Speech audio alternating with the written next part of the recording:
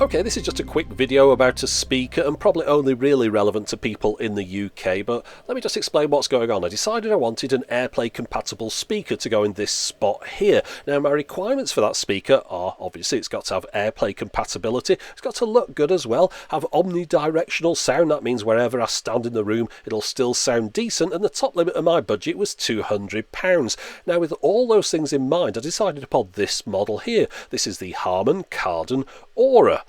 Not to be confused with the Harman Kardon Aura Studio, which is a cheaper speaker. They look identical, but the difference is that the Aura model has Wi-Fi connectivity, and therefore you can use it with Airplay, DLNA, apps connect up to it. It's also got Bluetooth on it as well though, but the Aura Studio just has the Bluetooth, but this one's also got a microphone on it. But yeah, that one's quite a bit cheaper, £249, as opposed to the Aura at £400. Now you might be thinking, hold on a minute, that's £400, you said £200, I want my money back for watching this video is nonsense. Well, hold on a minute, if you go on the outlet at the top right, scroll down a little bit, look there, Aura Black, £200 refurbished. Well, refurbished will do me, half price, can't really argue with that. So I picked one up and here it is, let's have a look at it. Well, as you can see from the box at the top right, it won a Red Dot Design Award in 2013, so it's a few years old, this design. You can see all the different connectors shown on the side there. And then if we have a look on this other side, we can see it goes on about the fact that it's the wireless one. You've got to make sure, because I see a few people on Amazon have bought the wrong one. Not their fault, they just sent the wrong one, I think, because they do look so similar. You can see you've got Android and iOS apps on the side here that you can download. Those are all the specs, by the way, if you're the kind of person that likes reading through specs. I notice it doesn't do 802.11n, and it doesn't do Bluetooth aptX either, just normal Bluetooth, but I'll be using Airplay anyway. Anyway, looking inside the box here, we can see very nicely packaged. It looks brand new. If you got this for somebody and give it to them as a present, they wouldn't know it was refurbished. There's just no clue at all. I've got a Euro plug, don't need that. Got a UK plug with a standard figure of 8 connector on the end there. Let's just look at this power brick for a minute. We can see on here that it's 100 to 240 volts, 50 or 60 hertz, so it's a multi-voltage power adapter. Now looking at the back of the speaker, we've got a few sockets here going from right to left. We've got the power, optical, digital in, auxiliary in, which is a 3.5mm mini jack, and then a USB port. Up there we've got a little Wi-Fi indicator, that's a button behind that as well. And you can see here we've got a headphone socket on the side. That's if you were perhaps using it next to a computer and using the optical to go into this speaker and then go out of some headphones.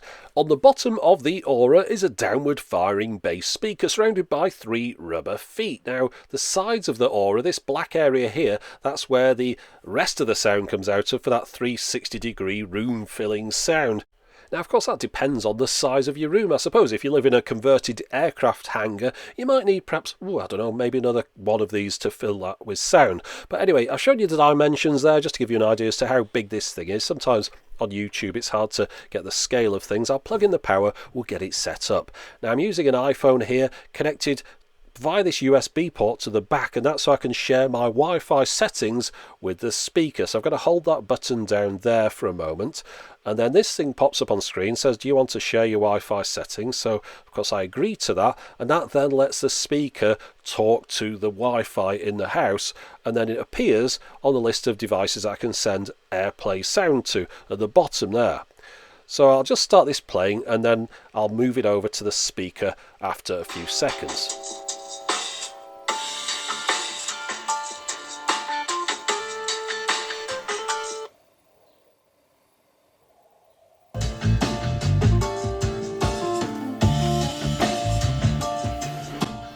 Right, now if you want to adjust the volume of the sound from the speaker, well, you can do it on the speaker itself by rubbing your finger up this little part here. You can see those little pimples sticking out. That tells you that your finger's in the right place. You can feel those as you're moving them. The sound that comes from the speaker is surprisingly rich and bassy. I was very happy with the quality. It's got a good thumping bass. In fact, perhaps a little bit too heavy on the bass on this table here, but I'll show you how to adjust that later on. Now the other controls on the speaker, we've got an input selector here which lets us choose the 3.5mm jack or the Bluetooth, and then that's the power switch there that you hold down to turn it off.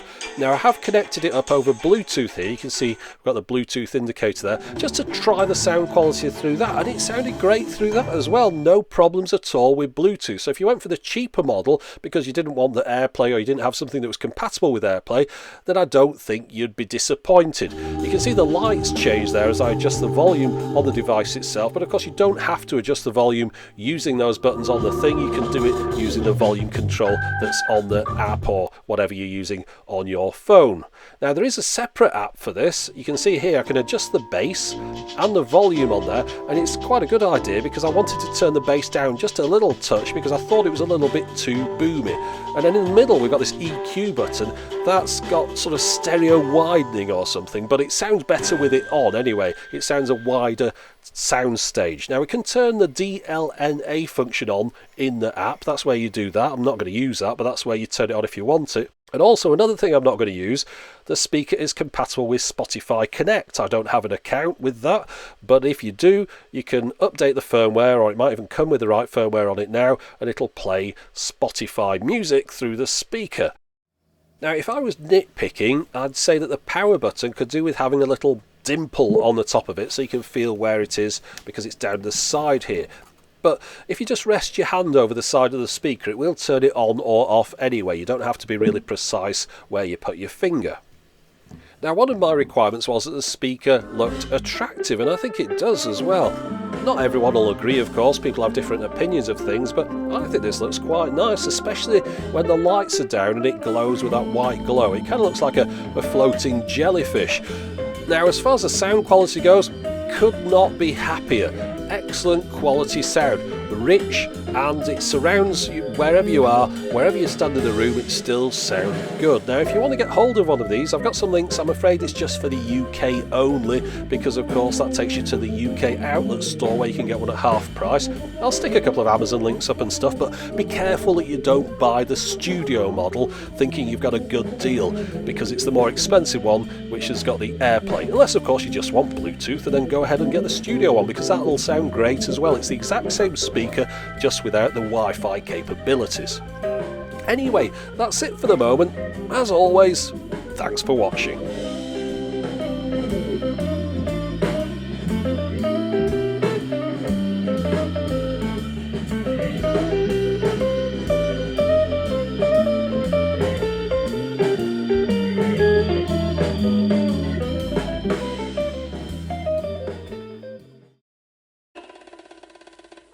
Hello! Today I'm going to explain how to write a proper YouTube comment.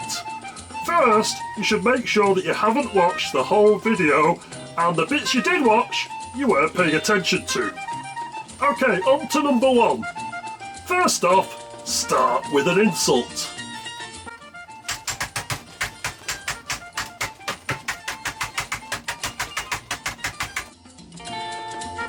Number two.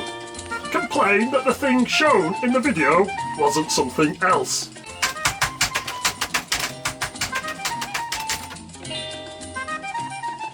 Numero 3.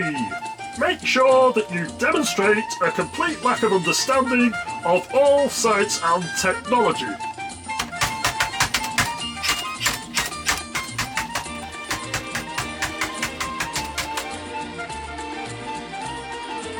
Number 4.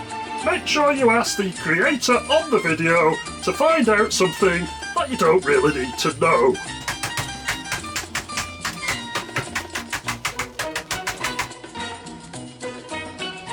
Number 5. Make sure you complain about the price of the item shown, irrespective of whether you plan on buying it anyway.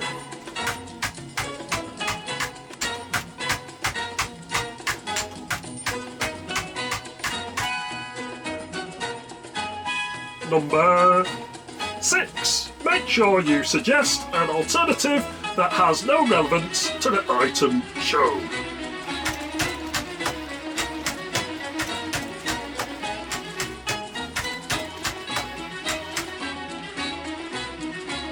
Number 7. demonstrate your ignorance about all the other countries in the world.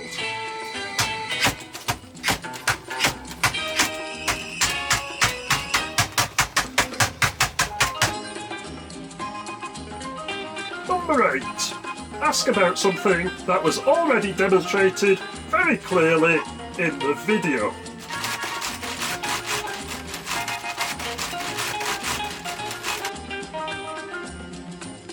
Number 9. Refuse to use Google yourself to look up simple information.